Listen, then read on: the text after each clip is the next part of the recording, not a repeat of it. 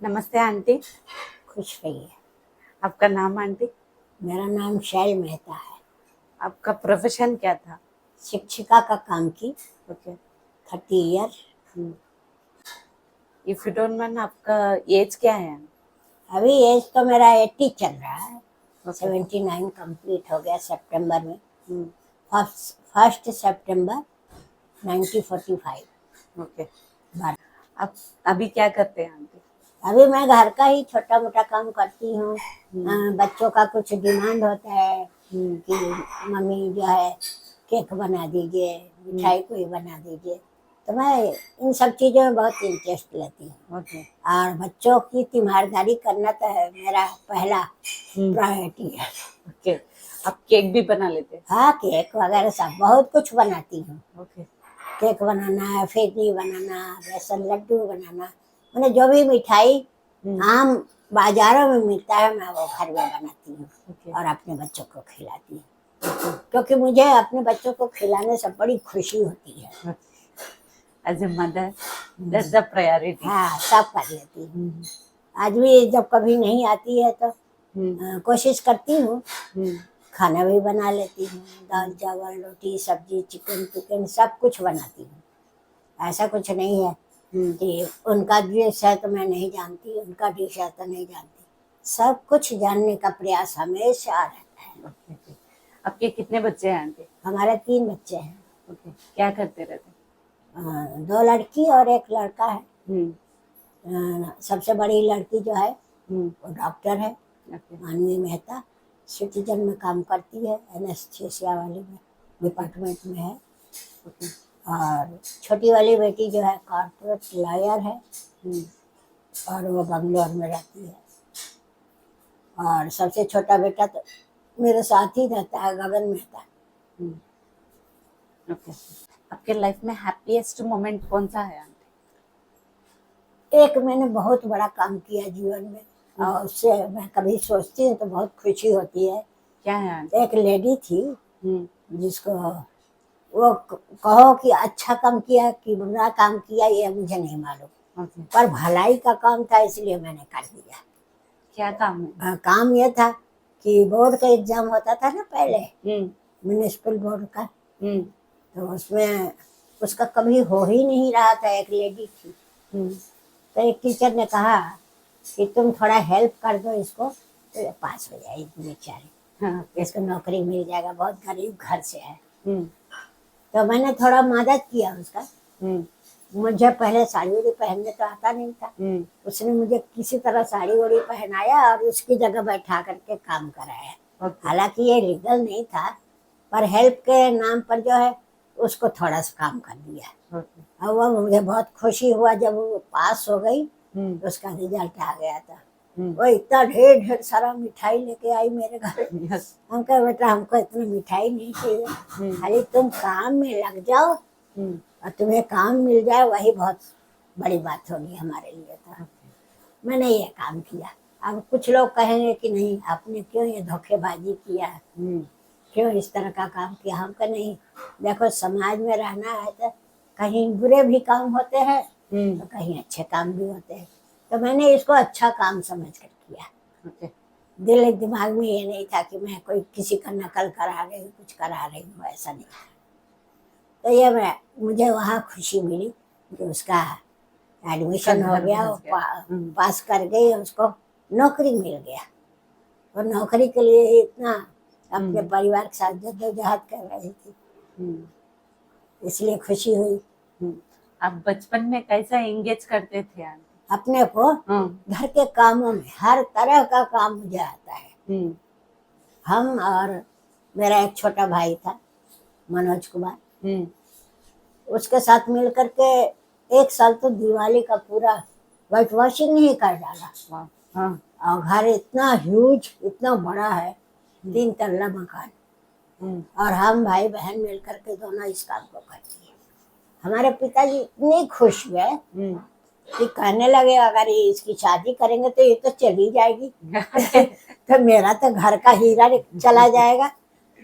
आप सिर्फ दोनों थे भाई बहन? नहीं, हम लोग 7 भाई बहन है बेटा। 7 भाई बहन। 4 बहनें और 3 भाई।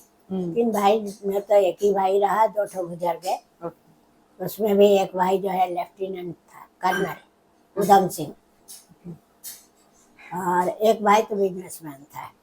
हाँ, ये भी अपना बिजनेस ही करता है, छोटा वाला भी। लेफ्टिनेंट बोले तो वो ऐसा सर्विस में चले गए क्या? हाँ, वो भी पढ़ने में इतना जीनियस था कि उसका रुड़की का नाम सुने हो ना, वहाँ यूनिवर्सिटी में एडमिशन हुआ। अब सवाल यह था कि इतना पैसा देगा कौन, तो मैं उस समय सर्विस कर रही थी। तो हमने कहा बाबूजी हम देंगे, जितना पैसा मेरा जमा है हर महीने का, वो उसको जो आप भेज दीजिए अभी एडमिशन के लिए, और जब वो लौट के आएगा, नौकरी में आ जाएगा, तभी भी जितना हेल्प होगा मैं उसको कर दूँगी। मुझे उस समय इतना पैसा नहीं मिलता था, मगर मैं ट्यूशन वगैरह बहुत करती थी। सुबह जा कर के ट्यूशन करती थी, शाम में भी स्कूल बंद होने के बाद भी ट्यूशन करती थी, और घर में सैटरडे संडे जो है ट्यूशन करती थी।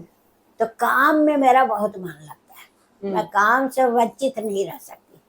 एक दो घंटा अभी तो आराम कर लेती हूँ, मगर अभी भी कहाँ गंदा है, कहाँ क्या खराब हो गया है, ये है वो, सारा घर का जिम्मेदारी मेरे ऊपर। तो इसलिए पिताजी बहुत दुखी रहते थे, क्यों कि अगर शाला चली जाएंगी, घर का इतना काम कौन संभालेगा।